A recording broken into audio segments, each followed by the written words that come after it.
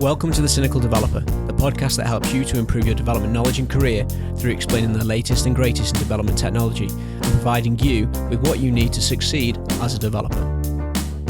We've recently launched our Patreon page, which can be found at cynicaldeveloper.com/Patreon. If you aren't familiar with Patreon, it's an easy way for those who are interested in this show to help out by simply pledging a small amount each month in sponsorship. Now that could be as little as $5 a month, which is about £3.80, or as much as you like. You will enable us to dedicate more time creating more content to help you, including videos, more blog posts, and even more shows. So if you can, head over to cynicaldeveloper.com/Patreon and get involved. In this episode, I wanted to discuss two terms which get thrown around quite a lot in software development, and it's something that's been coming out quite a lot from recruiters, and they often don't really understand what is meant by these two terms. And those terms are Greenfield and Brownfield development. Two types of development work that you will come across in your career.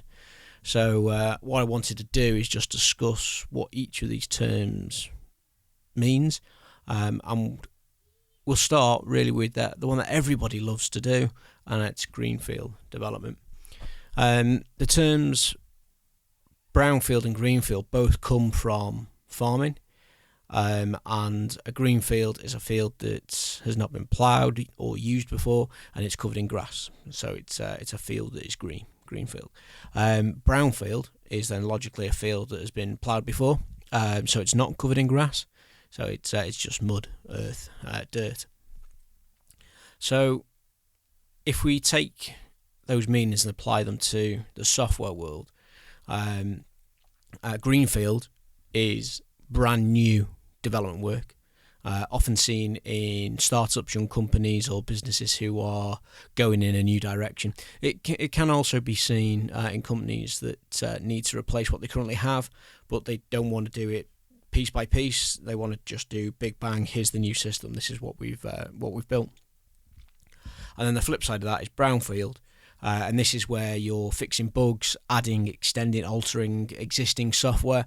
If you're replacing a system piece by piece, even though it's new code, it's still classed as Brownfield work, and people get confused with that, and they will often claim that that's Greenfield work, but it really isn't.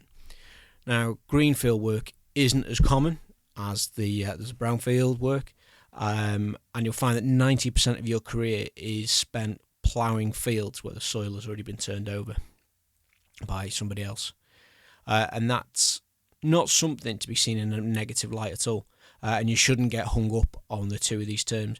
Now, people do, and I've worked with people in the past who only ever really wanted to do Greenfield work, and they refused to do any Brownfield stuff.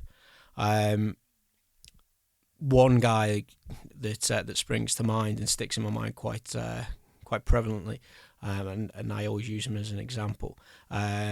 He even considered fixing bugs in his own work to be below him, because that was Brownfield stuff. And well, needless to say, the developer didn't last that long in his role. He used a different term that I'm not going to use in the show.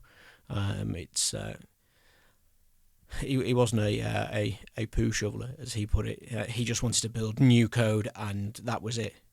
He didn't want to look at anything that he'd worked on yesterday. He just wanted to keep moving forward with new stuff.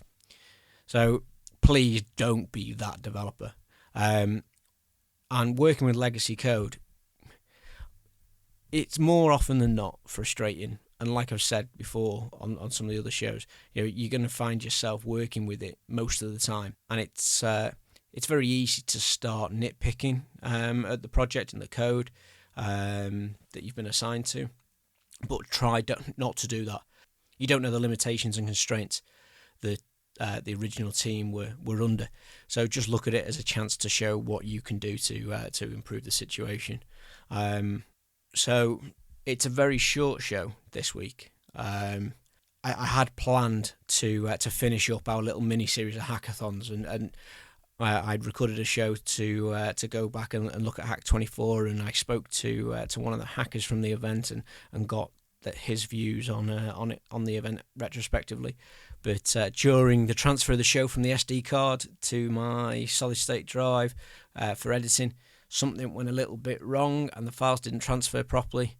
I didn't find out until after I deleted the files from the SD card either. I did try to recover those files with some recovery software, but the file it brought back wasn't good enough. It was missing bits. There was chunks where it couldn't get the sound back. So we will be rescheduling to re-record that show, probably next week for next week's show. So please do tune in for that. I'm looking forward to talking to the guy again.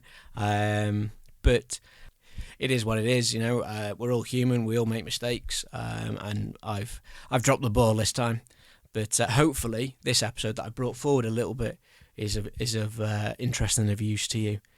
So make sure you tune into the next show about Hat 24, rounding all that up. And then the show after that will be with Steve Smith, also known as Odalis, about solid principles, which is a really interesting talk. So thanks for listening to Cynical Developer. I'm James Stoddart, and this was Brownfield versus Greenfield development.